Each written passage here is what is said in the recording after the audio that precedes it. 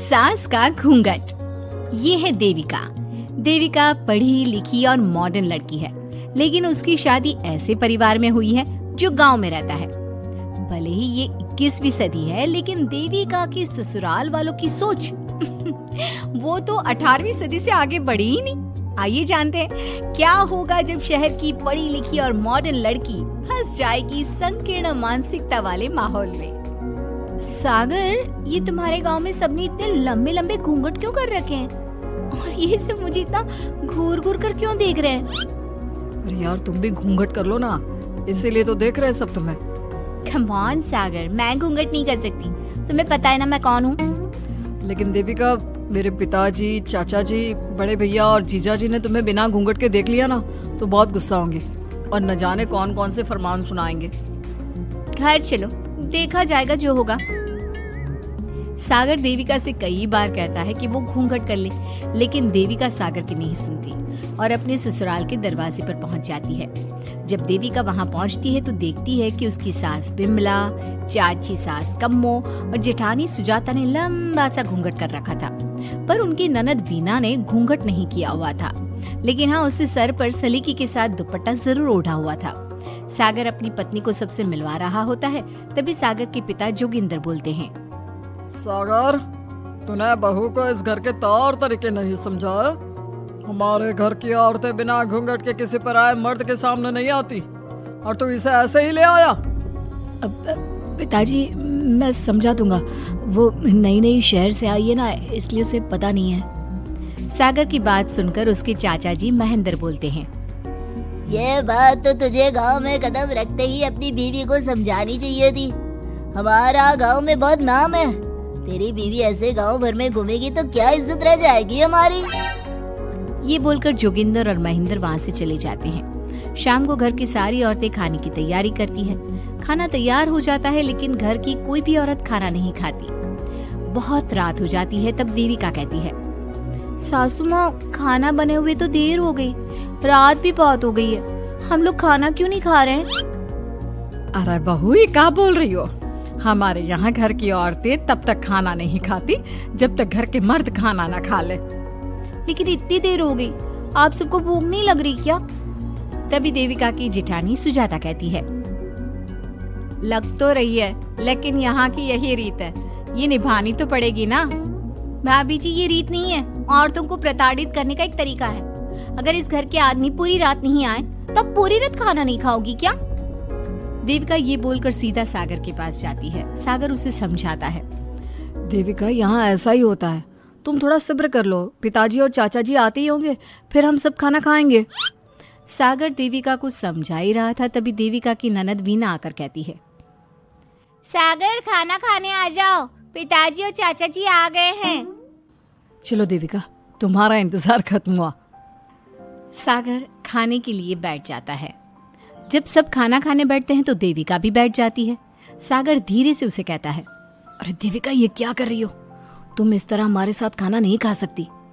मगर क्यों सागर, मुझे भूख लगी है, सब लोग खा रहे हैं तो मैं क्यों नहीं खा सकती? ये हमारे घर का नियम है, पहले घर के आदमी खाते हैं और बाद में औरतें। लेकिन सागर, हमारे घर में तो ऐसा कोई नियम नहीं है। देविका और सागर में बहस छिड़ जाती है। तब सागर का बड़ा भाई कहता है, सागर, तेरी बीवी को एक बार में समझ में नहीं आता क्या कि इस घर की औरतें मर्दों के खाना खाने के बाद ही खाना खा सकती है? भैया, मैं देविका को यही समझा रहा था। मुझे तो लग रहा है कि इसके दिमाग में कोई बात ही नहीं बैठती एक बार में। भैया, मेरे दिमाग में बात तब बैठेगी ना जब आपकी बात कोई ढंग की होगी। अरे आखिर क्यों घर की औरतों को आप लोगों की बात खाना मिलेगा? हाँ, अब से पहले घर की किसी औरत ने घर के किसी मर्द से इस लहजे में बात नहीं की थी, इसलिए वो सब देविका की बात सुनकर हैरान रह गए। तभी सागर की जीजा और वीना के पति कल्याण जी कहते हैं, ये क्या है सागर, इस घर की दीवारों को औरतों की इतनी ऊंची आवाज सुनने की आदत नहीं है। अपनी बीवी को बोल जरा होश से काम ले और चुपचाप चली जाए। क्यों चली जाऊं मैं चुपचाप? इस घर की औरतें आपकी हर बात बर्दाश्त कर लेंगी, लेकिन मैं शहर की पढ़ी लिखी लड़की हूँ। आपकी कोई भी फालतू के रीति रिवाज मैं नहीं बर्दाश्त करने वाली। इस तरह देविका ने सारे घर की औरतों के लिए मिसाल पैदा कर दी। जोगिंदर के घर में पहली बार किसी महिला ने विरोध का स्वर उठाया है।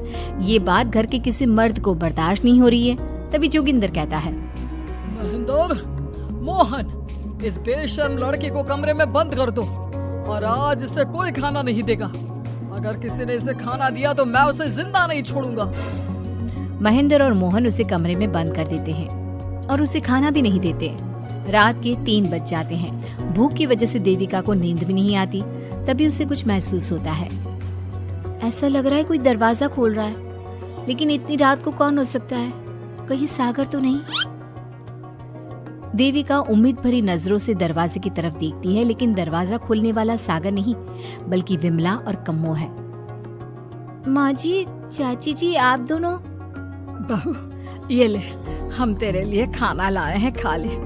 और ये बात ना तो किसी को बताना मत कि हमने तुझे खाना दिया है, नहीं तो हमारे मर्द मार मार कर हमारा बुरा हाल कर देंगे। माँ जी, आप यहाँ इतना घुट घुट कर क्यों रहती हो? देविका, अब तू भी इस घर की बहू है, तू भी हमारी तरह रहना सीख ले। इस घर के कायदे कानून अपना ले।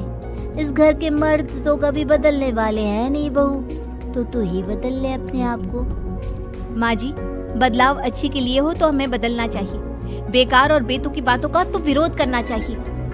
दोनों ने देविका को समझाने की कोशिश की, लेकिन देविका ने उल्टा उन्हें ही समझा दिया।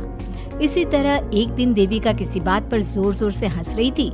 तभी देविका की सास विमला ने उसे टोकते हुए कहा, अरे बहू, तू इतनी जोर जोर से क्यों हंस रही है? हमारे घर की औरत इतनी जोर जोर से नहीं हंसती। विमला अपनी बहू को समझा रही थी कि तभी महेंद्र बोलता है, अरे कम्मो, कौन है ये औरत जो बेशर्मों की तरह जोर जोर से हंस रही है? तभी कम्मो और देविका बाहर आ जाती हैं। जी, वो मैं हंस रही थी चाचा जी। अब आप लोग हंसने पर भी पाबंदी लगाओगे क्या? तुम जैसी बदतमीज लड़कियों से मैं बात नहीं करना चाहता, लेकिन कान खोलकर सुन लो, इस घर की औरतें इतना जोर जोर से नहीं हंसती। और हाँ, तुम्हें पहले ही बता चुके हैं कि इस घर की दीवारों को औरतों की तेज आवाज सुनने की आदत नहीं है। इस घर की दीवारों को आदमियों की ऊंची आवाज सुनने की आदत है, लेकिन औरतों की नहीं। चाचा जी, आपके घर की दीवारें तो बहुत दोगली है। हर पाबंदी औरतों के लिए क्यों चाचा जी? औरतें ये नहीं कर सकती, औरतें वो नहीं कर सकती। औरतें सांस ले सकती है या उस पर भी पाबंदी है? चुप हो जाना बहू, मत बोल और घूंघट कर ले। ये तेरे चाचा ससुर है, थोड़ा तो लिहाज कर। कम्मो के समझाने पर भी देविका चुप नहीं होती। वो महेंद्र से ऐसे ऐसे सवाल पूछती है जिनका जवाब उसके पास होता ही नहीं। महेंद्र गुस्से से सागर को आवाज देता है। महेंद्र की आवाज सुनकर घर के सभी आदमी बाहर आ जाते हैं। जी चाचा जी, आपने बुलाया? अपनी मुंह जोर बीवी को यहाँ से ले जाने तो कुछ अनर्थ हो जाएगा। क्या हुआ चाचा जी?